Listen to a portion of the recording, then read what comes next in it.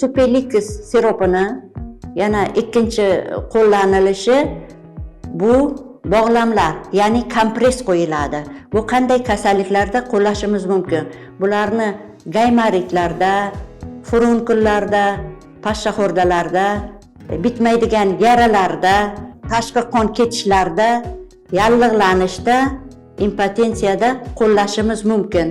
Buni qo'llashda mato sirop bilan namlanadi, keyin mana shu quruq mato bilan ustidan yopiladi-da, o'sha masalan pashshaxo'rda bo'layotgan bo'lsa, qo'ygan joyimizga toza mato bilan yopib qo'yiladi.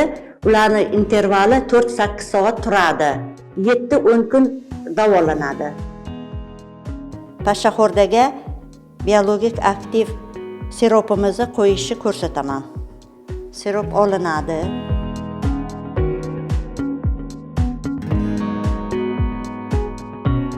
Bint olamiz.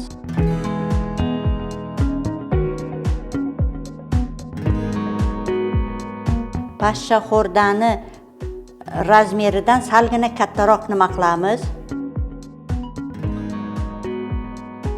Namlanadi. Qo'yiladi. Ustidan bog'lam qo'yiladi. Quruq bog'lam qo'yib qo'yiladi. Bu 24 soat ichida almashtirib turiladi. Pashshaxo'rdalar ham iloji boricha izsiz bitib ketadi. Bu bioaktiv qo'shimchamiz